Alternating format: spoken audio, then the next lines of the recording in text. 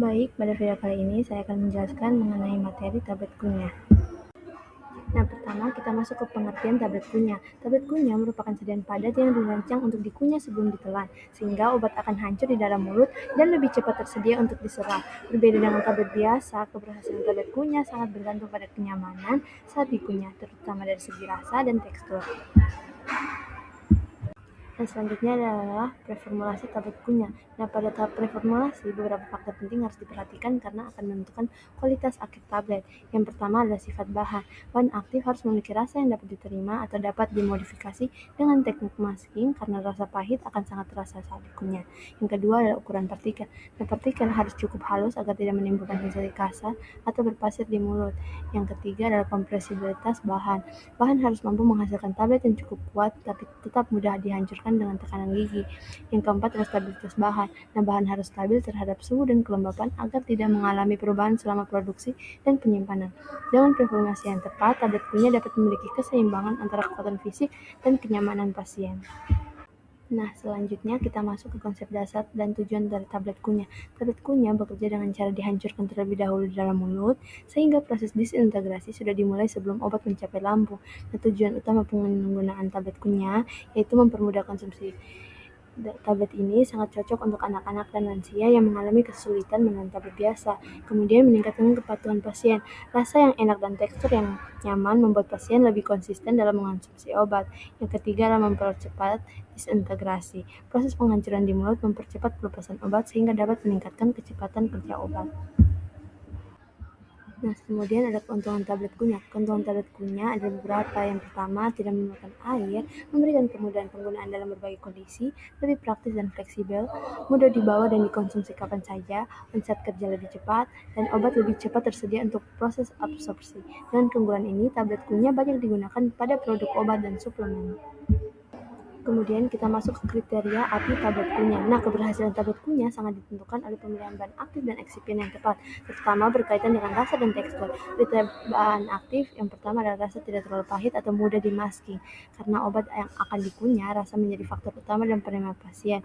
Kedua, stabil selama proses dan penyimpanan. Bahan aktif tidak boleh mengalami degradasi akibat pemanasan atau kelembapan. Yang ketiga adalah aman dikonsumsi secara oral, yang tidak menyebabkan iritasi pada rongga mulut. Nah, adapun kriteria eksipien dari tablet kunyah. Yang pertama, pengisi.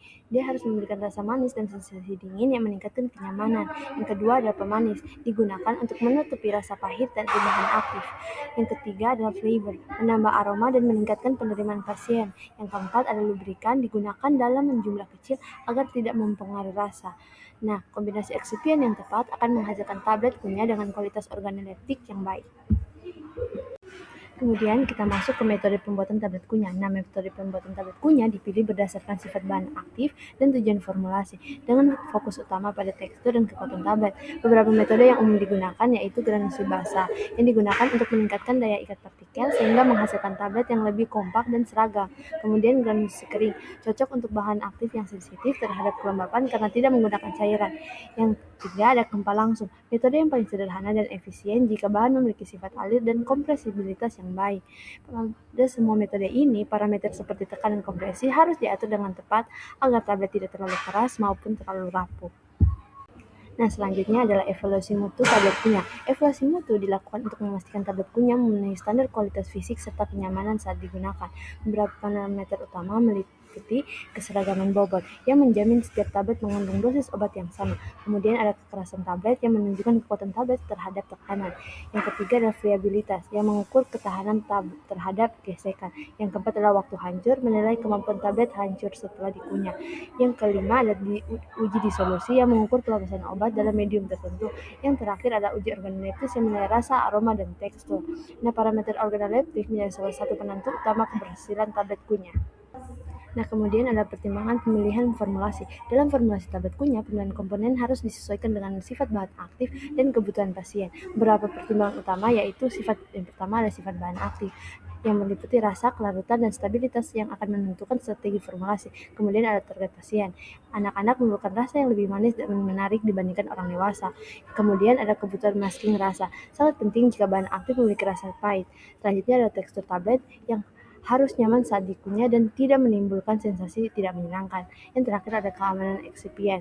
Pemanis dan flavor harus aman untuk penggunaan jangka panjang. Dengan mempertimbangkan aspek ini, formulasi dapat disesuaikan untuk meningkatkan efektivitas dan penerimaan. Nah, yang terakhir kita masuk ke masalah umum dan solusi dalam formulasi. Nah, dalam proses formulasi dan produksi, sering ditemukan beberapa kendala yang dapat mempengaruhi kualitas tablet kunyah. Beberapa masalah yang umum yaitu pertama adalah rasa pahit dan dominan disebabkan oleh bahan aktif yang tidak dimasking dengan baik. Solusinya dengan penggunaan kombinasi pemanis dan flavor yang tepat. Yang kedua adalah tekstur kasar atau berpasir disebabkan oleh ukuran partikel yang terlalu besar. Solusinya dengan penghalusan partikel. Yang ketiga adalah tablet terlalu keras yang menyebabkan sulit dikunyah. Solusinya dengan mengurangi tekanan kompresi.